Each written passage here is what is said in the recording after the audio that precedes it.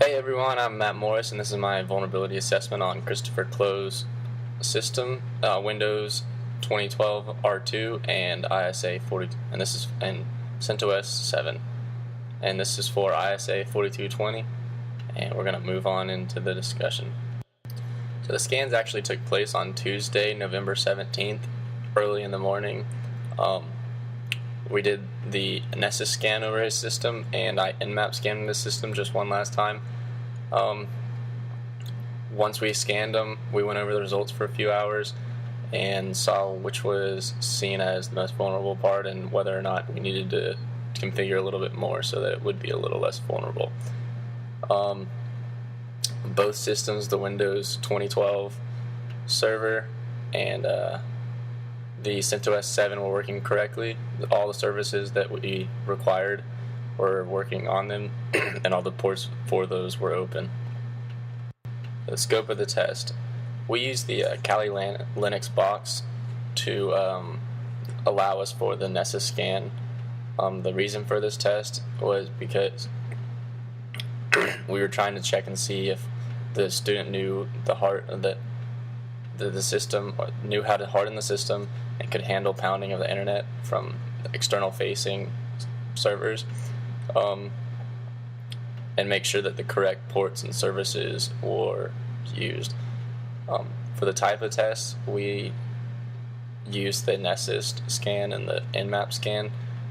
Nessus is just a vulnerability assessment scan, and the Nmap scan is a security analysis tool to make sure the correct ports are open and services are used. We're going to jump right into the evaluation of all his systems. For the operating system and application security issues, operating system issues, the test did not find any operating system issues. The Nmap scan found that Windows had 990 ports available or that were filtered, and Linux had 986 ports that were filtered. For the application security issues, these are the ones that we had to go into depth a little bit more on. Windows, there was a lot of SSL and certificate vulnerabilities that the Nessus scan found. Nmap found everything was running for Windows correctly. For the Linux, they had about the same SSL certificates, and Certificate Authority had a couple errors. But other than that, it only had a DNS issue, a POP3, SMTP, and SSH. There's a few vulnerabilities to do with those services that were provided. We're now going to move into the HTTPS and HTTP and the POP3 vulnerability assessment over those. For HTTPS, the Windows and Linux both had it running correctly. Windows used IIS version 8.5, and the Linux was using Apache HTTPD. After the Nmap scan came back, the correct ports were running for these, and they were listening for HTTPS and HTTP. Since the Nessus scan did not pick up anything, I decided that there were no recommendations or fixes for HTTP and HTTPS. For POP3, the ports were open and listening after the Nmap scan. Dovecot was used to install the service. And there was one vulnerability found with this. We found out that the POP3 clear text logins were enabled, and this allows hackers to possibly gain the username and passwords for accounts on your system. Is rated at a low severity, so it's not seen very vulnerable, but it's a problem. For the recommendations for the fixes, you want to make sure you use encrypted traffic with SSL. You want to encrypt traffic with SSL and TLS, and then you want to use the S-tunnel. And this will just make sure that the hackers are not able to see the emails that are going across the network and things like that. Getting into the next two services, SMTP and IMAP, these are both used for mail. And for SMTP, both ports were working, and IMAP found out that all the ports were working correctly, and everything was set up right. For SMTP, Windows and Linux were correct. TCP wrapped was used instead of IIS on Windows, but that's alright because the port was still working. And postfix was used on Linux, and that was actually working correctly too. The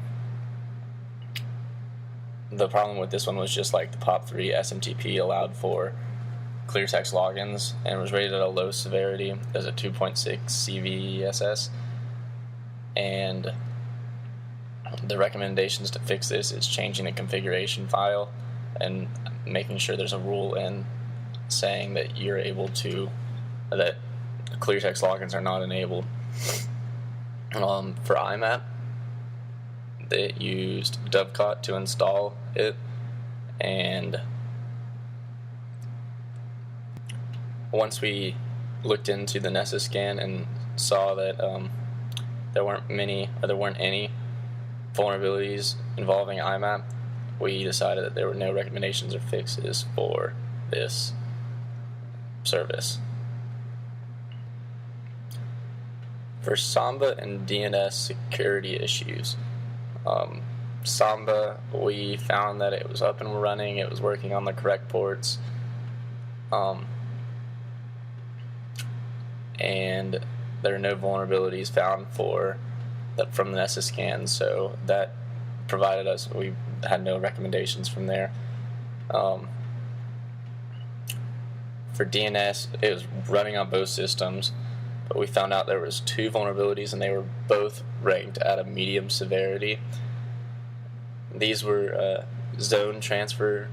The DNS server had zone transfer information disclosure, and it also had cache snooping with remote information disclosure. That makes the system very vulnerable for cache snooping, so someone can see what websites you were on last and things like that. For recommendations, you want to limit the DNS server to only servers or networks that need that information. And then for the second one, you don't want to use recursion. If you have to use recursion, you don't want your network to be facing the external, which is exactly what our thing is supposed to do, so that doesn't work in this situation. And you can do all this by configuring the DNS server in the ways that it needs to be configured. We're going to move on into Active Directory and LDAP. For Active Directory, it wasn't required for Linux, but on Windows it was working properly. The Nessus scan didn't pick up any issues, and we found out that Kerbos was in use. So Active Directory was working well on Windows, and we didn't see there was no recommendations or fixes for this. For LDAP, it was running on both servers, the Windows and CentOS server. All the ports were being listened to that were needed for LDAP. Linux was missing the secure port 3268, which for the recommendations I saw fit that they should turn that on and make sure that it's operating on that, because the more secure port's always a good option when it comes to security. And then after running the Nessus scan, we found that there were no vulnerabilities for LDAP, and it was working properly. And finally, getting into our last database, our last services, is database and SSH. For the database, Postgres SQL was used to install the database onto the server. It was not actually required, the databases for Windows, so that wasn't a worry. The Nmap scan was running. It found out that it was running on the correct ports that it needed to, and there were no issues for the service after running the Nessus scan. So Postgres was set up correctly and everything was running properly. And then our final service that we're allowing, or that we required, was SSH, and OpenSSH was used to install this on the Linux server. It wasn't required for Windows.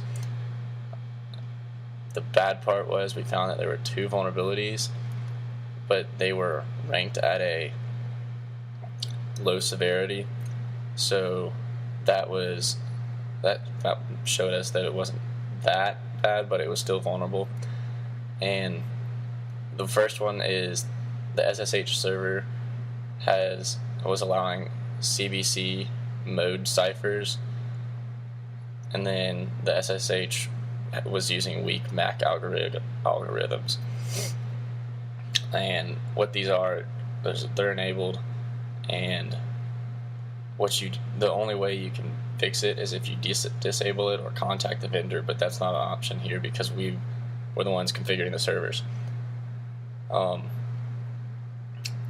the first one, you want to disable CBC and use the CRT instead, because CBC is seen as vulnerable.